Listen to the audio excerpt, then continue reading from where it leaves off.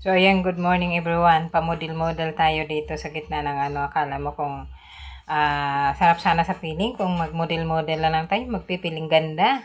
Pero ito, i-model tayo ng bahay.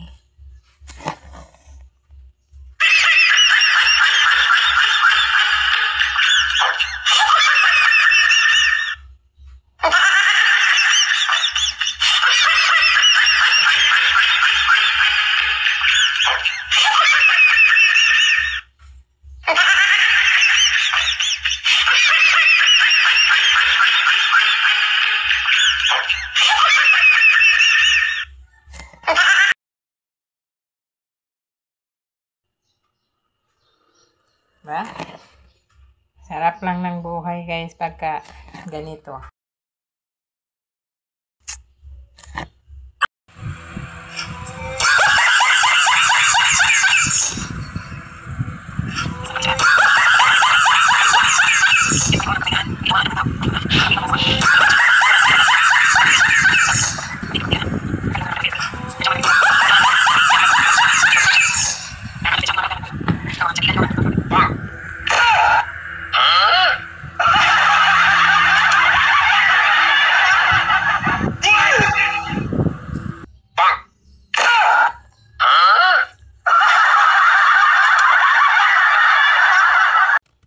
So, ayan mga guys. Time na magpapalit na naman ng kortina si Mudra. Kasi mga ilang buwan na rin na itong kortina kong violet. Kaya medyo marumi na guys. So, magpapalit na tayo bago magpasko guys. So, November na. Tapos, ang bilis ng panahon guys. Yung maaga ako lang naglabas ng Christmas tree ko. Ngayon, Pasko na guys. Isang buwan na lang, mag-December na, 'di ba? Oh, 'di ba? So ayan, nagpapalit tayo ng kortina para magpanibagong paningin na naman guys, ang ating mga buhay. Ngayon, si Mudra ay basta pag ako kailangan umaga kasi wala pang mga makasagabal din sa aking paggagalaw-galaw ba. Kaya ang ginagawa ko, masarap pa sanang matulog pero ginigising ko na ng umaga kasi ayoko yung may magulo pagka ako naglilinis dito sa sala. Kaya, o diba? Nagpapalit na ang Mudra guys. Ayan. Pwede ko.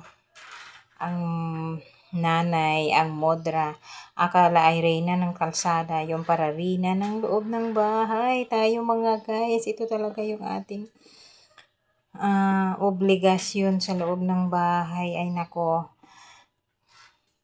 hindi mo talaga po hindi maanohan na marami tayong kahit na marami tayong ginagawang kabisihan, mas masarap sa pakiramdam guys na malinis ang ating kapaligiran.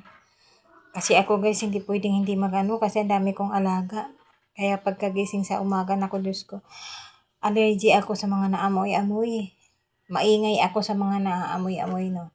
Naiinis ako sa mga bata. Ay, hanapin nyo nga yung mga papanghi kung ano-ano bang mga amoy ba, ganyan-ganyan.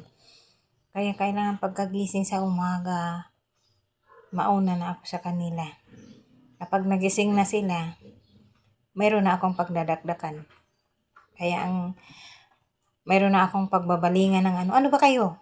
Hindi kayo nagbuhos, hindi kayo naglinis, mga ganyan-ganyan ba? Alam mo na nga, ang nanay, mga guys. So, ito na, nakapagpalit na tayo pero hindi lang yan ang ating trabaho for the mga guys. Kaya ang dami nating mga gawain bilang nanay ba. Pagkatapos man magpalit ng mga kortina, pagkatapos maglinis, andoon na naman ang aking inaantay guys na trabahuin sa labas. So ito, tapos na yung aking pagpalit ng kortina at arat na tayo dito sa labahan. Uy, dago ang dami na labahan ang ingay nitong aking aso mga guys. So dahil napagod ako sa paglalaba, hindi pa pala ako nakapagkape guys. Magkape muna tayo ito, kalahating mainit na tubig at kalahating salabat. Salabat ako guys din ng kasi namamalat yung aking parang mayroon akong inuubo ako na hindi maintindihan, hindi mailabas kaya mahirap kaya nagsalabat ako mga guys. So habang nag-almusal, sinasabay na ang pag-engage mga guys. So, ayan, nalagnan na ang ating tiyan. Balik tayo sa ating labahan.